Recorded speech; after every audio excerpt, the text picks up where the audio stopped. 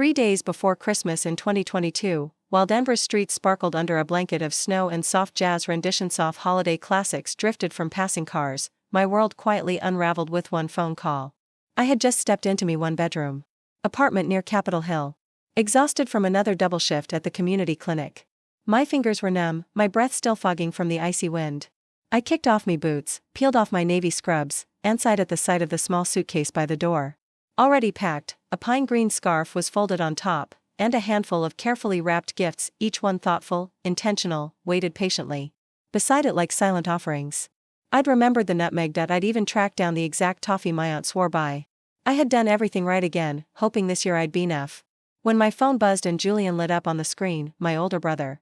I answered with an automatic smile. "Hey, Jules." But his tone wasn't warm, it was careful. "Hey, Lena. So, just a heads up. Marina's coming to Christmas this year." I paused. His new girlfriend, the one who practiced sound healing and once saged the living room because I mentioned I worked in palliative care. "She's really big on emotional alignment," he continued. "And the energy you carry from the clinic, it's just kind of a lot for her, so wet hot maybe for this year you could just take a break. You understand, right? Nothing personal." I stared at the blinking lights on my thrift store tree suddenly dimmed. "Nothing personal." Before I could respond, my mother called. Her voice was sugar-coated steel. "Sweetheart, we just want peace, you know how sensitive Marina is. If you come, it could make things awkward, honestly. If you show up, we may not open the door." No lies, no sugar-coated omissions, just rejection delivered with about. I didn't shout, I didn't cry. I didn't beg to be included. I just stood there, phone in hand, looking at the little gifts I'd wrapped with trembling hope for people who had never made space for me. People who only noticed my absence when it inconvenienced their comfort. And this year, finally, I let that silence speak for me. I moved slowly, deliberately, like someone folding up the last chairs after an invisible funeral. I opened my laptop and logged into my bank account. The automatic transfer to cover my parents' overdue property tax cancelled. The quiet monthly deposit into Julian's startup fund locked. The car insurance plan I had co-signed for Dad last year terminated. I wasn't angry, just done. For so long, I'd believed that if I gave enough, stayed useful enough, kept showing up with casseroles and calmness, I'd earn a seat at the table. Not just physically, emotionally, spiritually. It hot being dependable made me indispensable. But in that warm silence, surrounded by cinnamon-scented air and the low hum of my old radiator, the truth settled like snow. I was never celebrated. I was simply allowed until it wasn't.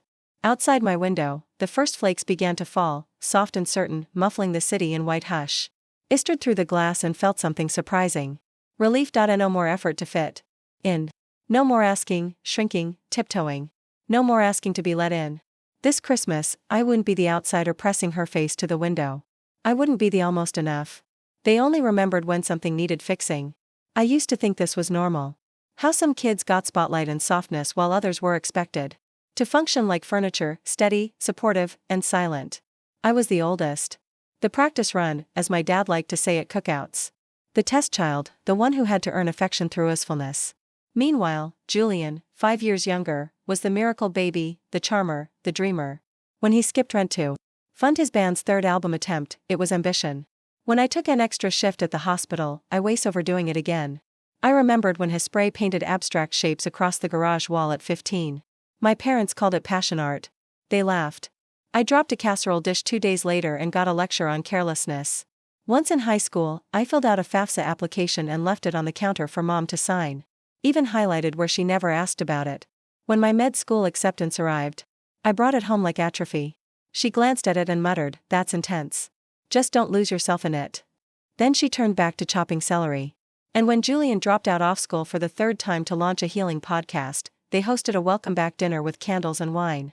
There had been balloons, cake, even a framed photo of Julian clutching a paintbrush still hanging in the front hallway like it was a sacred relic.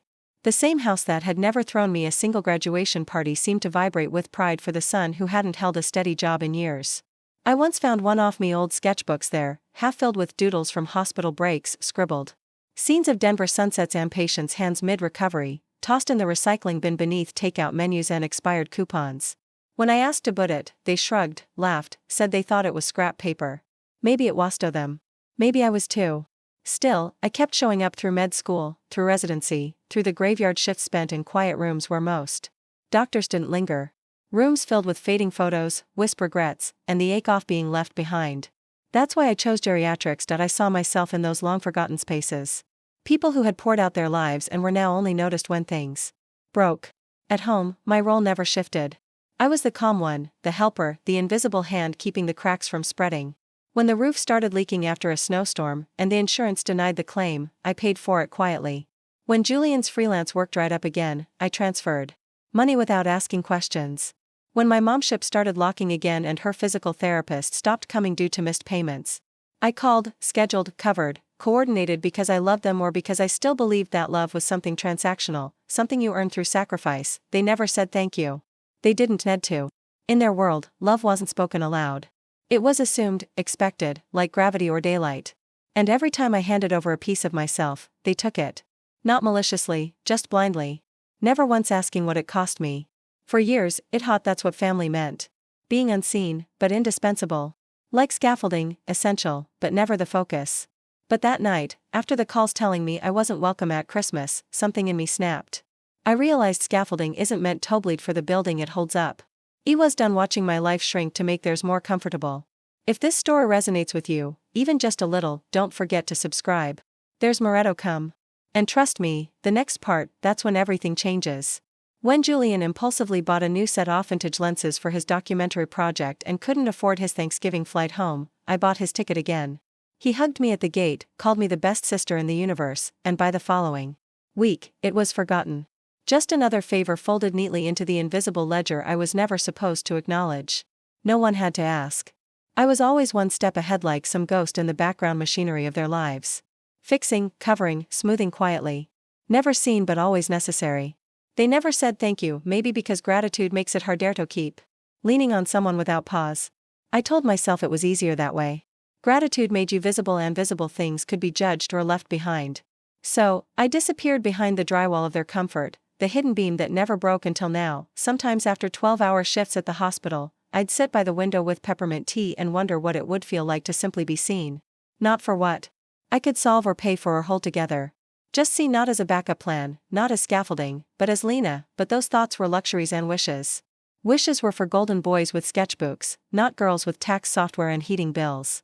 That's so I kept going. I brought the bread pudding every Christmas, the one they loved, and smiled when they asked who made this again, like I'd floated in on a holiday breeze.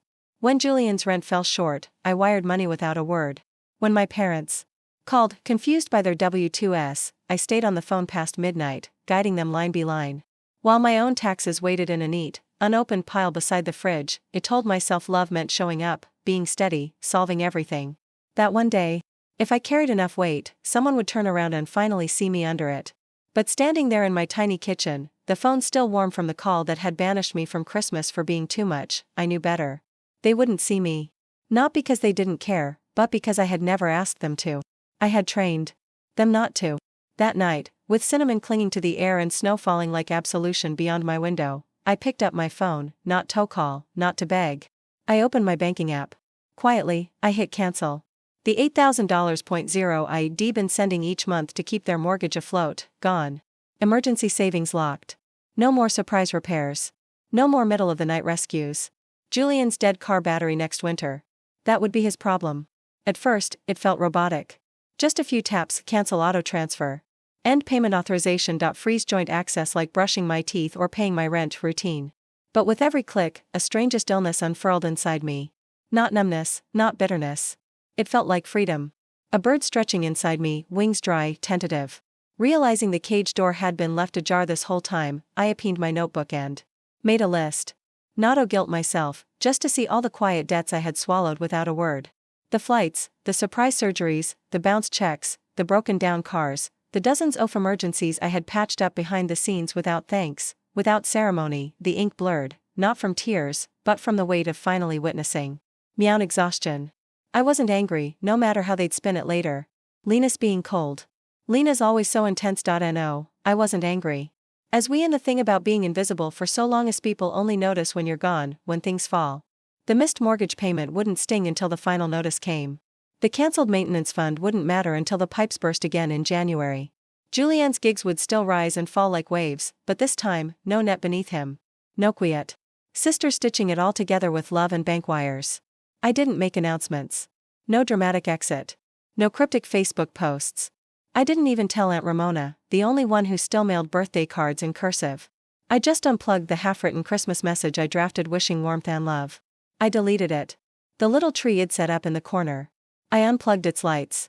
The presents I'd wrapped carefully, thoughtfully, I slid them into the hall closet. Their shiny paper suddenly ridiculous in the face of indecision. I didn't cry. There was no room for sadness, just clarity. Love isn't supposed to feel like an unpaid job. Family shouldn't feel like a subscription with a hidden fee. I had spent decades trying to earn what should have been freely given. But silence is not love and usefulness is not belonging. Across Tonina house filled with lights and noise, they laughed without me. And for the first time, I let them. I let them build their celebration on the illusion they had spent years curating. The one where I was the problem. The one where misalance was interpreted as bitterness. Why distance is blame where I was the heavy one, the complicated one, the one who never quite fit the sparkle of their curated holidays. For the first time, I didn't show up. And in doing so, I claimed something I hadn't even known I'd surrendered. Christmas morning arrived, soft and gray, the Denver skyline cloaked in fog, snow clinging to the roofs like forgotten frosting. The silence outside echoed the silence within. I sat by the window wrapped in my favorite blanket, the one that smelled faintly of rosemary and comfort. A warm mug of cinnamon apple tea cradled in my hands, the steam rising like memory. I didn't light the tree. I didn't press play on the carefully curated holiday playlist. I once used to fill the gaps. I didn't call. I didn't text. I simply was quiet, whole still. The presents I'd wrapped sat untouched in the corner. Colorful, cheerful, a little naive. They looked foreign now, like they belonged to someone who still believed that effort guaranteed belonging. But there was no grief that morning. No ache, no tears, just stillness. Sacred cleansing stillness, like the breath after a long scream, like air after a storm. I hadn't realized how much noise I'd been carrying until it vanished. Time moved differently that day. Noon passed like a whisper. No calls, no background clatter from my parents' kitchen. No festive selfies from Julian and Marina with hashtags about joy. No Venmo requests for surprise holiday expenses, just silence. I felt no urge to interrupt. A tuntal evening fell and the sky turned a bruised purple. My phone buzzed once, then again, 3 times in total. At first, I ignored it. Probably some group thread from work I'd forgotten to mute, but then a message lit. The screen, Ramona, can you answer? You've done enough damage already. I froze. Damage, I hadn't even been there. My phone rang, her name flashed again. I picked up, my voice rough from disuse. What happened? Her tone was gentle, like she was approaching something broken. They re-seeing you ruined Christmas, she said quietly. But Lena, you weren't even there. The words hit like ice. I blinked. How do you ruin something you weren't invited to? She hesitated, then began explaining in fragmented pieces. Apparently, sometime after dinner, Marina, wine glass in hand, began admiring the family photos on the mantel. She had paused in front of one photo, a faded, slightly crooked snapshot from a birthday party long ago. I must have been 11 or 12. Caught mid-laugh in a too big maroon sweater, one sleeve nearly swallowing my hand. Marina tilted her head, squinting, and then she said it clearly enough for the whole living room to hear. That's Dr. Lena Morgan, isn't it? Aunt Ramona nodded slowly. She's the one who sat with my neighbor through the night. Saved her life. Really? The air shifted. Laughter cut off like someone had flipped a switch. Forks hovered midair. Glasses stopped clinking. Julian went pale. My mother's smile froze. Marina looked from face to face and asked, Wait, Lena Sire's sister, the one you talk about? Noon answered right away, but whatever they said, whatever half-truth or evasive comment came next was enough. Marina gathered her things, thanked everyone with a politeness sharp enough to cut glass, and walked out. Just like that, by the time Aunt Ramona called me, the ripple had already begun. Marina had posted something. Nothing explosive, just honest. A few sharp lines about how families rewrite people to fit prettier stories. About how silence is a form-off eraser. About the damage done in rooms lined with smiling photos of people you pretend don't exist. I didn't know the exact wording. I didn't need to. I could picture it clearly. The crash of the curated image. The family friends reading between the lines. The art circles in New York small and gossipy, the quiet unraveling of a brand built on charm and exclusivity. And for once someone else had noticed, not someone raised in it, not someone trained to interpret. Cruelty is affection, someone who had seen me, not as a burden, but as a human being, a doctor, a sister, a presence. That night, sitting alone in the stillness off me apartment, I learned something more powerful than any comeback. Sometimes the sharpest truth is the silence you leave behind. The day after Christmas it began. Desperation leaking through polished cracks. An email titled, Let's Reset Things. It read like a corporate memo. Bland, polished, full of nothing. It was signed jointly by my mother, my father, and Julian. As if unity could overwrite decades of fracture. No real apology, just talk of heightened emotions. Holiday stress, valuing family. Buried halfway down, I found the real request. Could I reach out to Marina, clarify things, smooth it over, not because they missed me, not because they finally understood, but because Julian's art career was at risk. It wasn't about me. It had never been about me. Just the mess my absence had left behind. A mirror they could no longer avoid. They hadn't reached out because they missed me. They had simply realized the cost of erasing me had risen higher than they were willing to pay. I didn't treply. That night, as snow whispered against my windows, my phone buzzed again. This time, it wasn't family. It was the hospital administrator. David Reynolds, a man I'd only met once at a charity gala. Kind eyes, firm handshake. He sounded hesitant. Lena, he began. This is a little awkward, but I got a call from your father. He cleared his throat. He said's worried about your emotional well-being, that maybe you've been under stress lately and might need some time off. My blood turned toice. Not the kind that numbs, but the kind that hardens. Sharp, weaponizing concern. My father, the man who once laughed that I was too intense for my own good, was now using that very trait to paint me unstable, not because he believed it, but because a thought it would control me, shake him, scare me into silence. Didn't work. David saw through it. Said as much. But the message was clear. They weren't seeking reconciliation. They were seeking leverage. And that failed. The next move came: a curated smear campaign through group texts, quiet whispers to cousins and distant aunts. Lena's just going through a tough time right now. She's isolating herself. She's overwhelmed. No mention of Christmas. No mention of exclusion. Just concerned, weaponized into control. A cousin I hadn't spoken to since Julian's first art show messaged me out of nowhere. Hey love, if you ever need a yoga retreat, I've got a discount code. Overwhelmed. The awake, each polished manipulation, every betrayal wrapped in performative care only. Sharpened my clarity. They weren't protecting me. They were protecting their narrative. The one where Julian was the gifted heart of the family, Andy was the quiet utility who never made waves. But I was done smoothing their story. The snow outside kept falling, slowly, erasing the footprints of every path I'd taken to make myself smaller for them. And for the first time, I felt no urge to correct the record. No need to defend myself. I knew the truth. But it didn't end there. It never does. Not with people who believe they are entitled to your silence. It came next, wrapped in softness, my mother's voice outside my door. A quiet Sunday, mid-January, that bone-deep winter cold pressing against the windows like it was breathing. I was at my desk charting patient notes. A mug of tea set forgotten beside me. That's when I heard it, a soft knock. I didn't move. I just listened to my heartbeat. Steady, calm. Then I rose, walked to the door, and looked through the peephole. There they were. My mother, my father, Julian, bundled in coats, smiles stretched thin. A picture-perfect apology framed in desperation. I wouldn't open the door, not yet. I didn't feel fear, just attacked, aching sadness.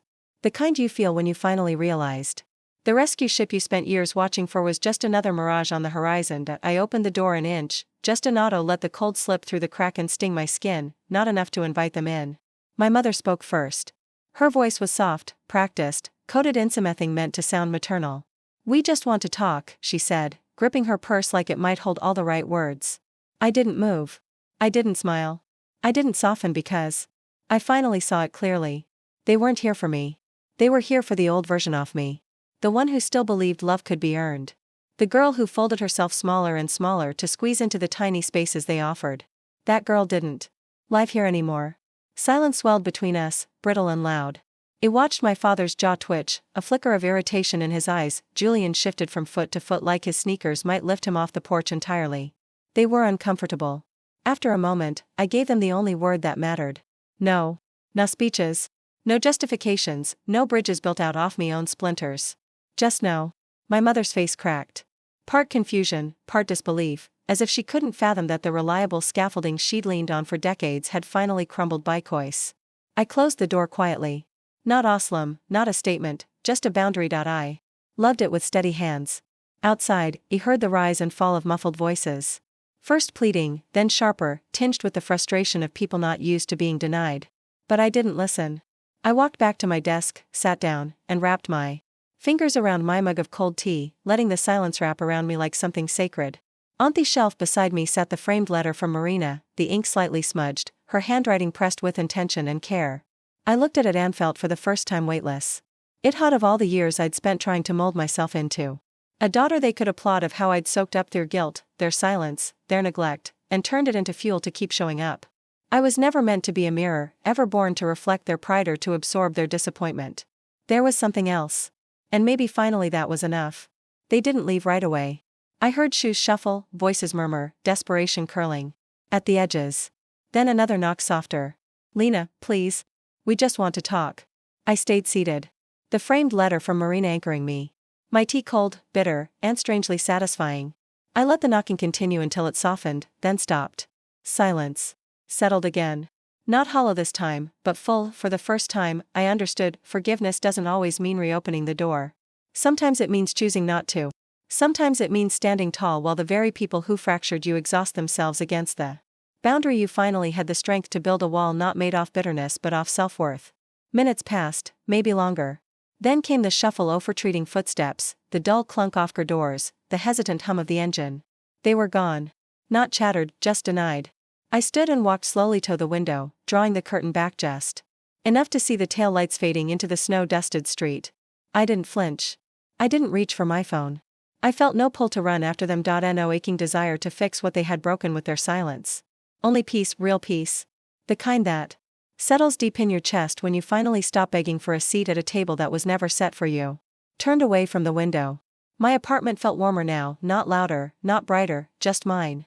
The Christmas tree still stood in the corner, its lights unplugged, ornaments untouched.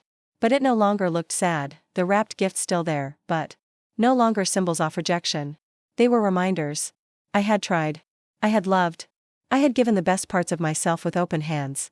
They just never saw it. I brought another cup of tea, stronger this time. Let the steam rise around my face as I pulled the blanket tighter across my shoulders and returned to my desk. The letter from Marina caught the afternoon light. "You made a difference." She had written. "You didn't give up. You made her feel like she mattered." My fingers brushed the frame. Wooden, imperfect, solid. The cool glass was smooth beneath my skin, real, unshakable. Even when your family refuses to see your worth, someone else will, someone honest, someone watching. I thought of all the years I spent folding myself to fit. And finally realized I was never meant to be smaller. Not for them, but up or anyone. Closing the door hadn't been an act of cruelty. It was clarity. They hadn't come because they loved me. They came because they needed control. The quiet, dependable version of me who no longer existed. But that girl, she was gone. In her place stood a woman who finally knew. Love doesn't require your silence. It doesn't demand your sacrifice, and it never ever asks you to shatter just to keep someone else whole. I sat back, sipped my tea, and watched at the snowfall. Soft, silent, cleansing, and I realized this time I had saved myself. Maybe for the first time I was free. The days passed slowly, gently, like deep breaths after a storm. The silence no longer felt like isolation. It felt like space I had never been allowed to claim before. I went back to work. I made rounds at the hospital. I sat with patients whose families came with flowers and cards, and with those whose rooms stayed empty except for the hum-off machines and my quiet presence. I listened. I stayed. I did the work that mattered. The kind that doesn't trend online, that doesn't make for glossy photo albums, but holds lives together all the same. Then one afternoon, a small package arrived. No return address, just my name handwritten on the brown paper in neat slanted lettering. I opened it carefully. Inside was thick ivory stationery. The ink slightly smudged at the edges. It was from Marina. She wrote about her grandmother. How she still practiced yoga twice a week, still walked to the farmers market every Saturday. She remembered in detail the days when the world had quietly started giving up on her, and how there had been one doctor who hadn't, who stayed past visiting hours, who treated her like a person, not a patient, a woman still capable of joy, still worthy of dignity. "You didn't just save her life," she wrote. "You reminded her she was still living." I read the letter 3 times, traced the words with my fingers, and that night I framed it, hung it above my desk where the morning sun could touch it, a quiet, permanent reminder. I was never invisible, never too much, never a burden. I was exactly who I needed to be all along. And their inability to see that was never mine to carry. Weeks later, another email arrived. Less polished this time, more desperate. "We miss you. We never meant to hurt you, can we start over?" And buried near the end, like a sliver under the skin, came the real reason. "Please ask Marina to take down her post. Ethan's having trouble finding work now. It's affecting his future. Not an apology, not remorse, just another transaction, another debt they assumed I'd pay to keep the peace. I didn't respond. Some bridges don't need rebuilding. Some doors, once closed, are meant to stay that way. Not out of hate, but out of self-respect. That evening, as I filed notes at Maidsk, sunlight stretched across the letter from Marina. I leaned back, closed my eyes, and for the first time in years, I felt whole. Not because someone finally told me I mattered, but because I had stopped asking for permission to believe it. If my story resonated with you, I'd love to hear from you. Leave a comment, tell me what part hit home, or simply say you see me, because maybe in doing so, we remind others they're not alone. If you've ever felt overlooked, like you had to earn love through silence or sacrifice, please know this. You are allowed to take up space. You are allowed to say no. And you are allowed to build a life that doesn't include people who only show up when it benefits them. Let's start choosing peace over performance.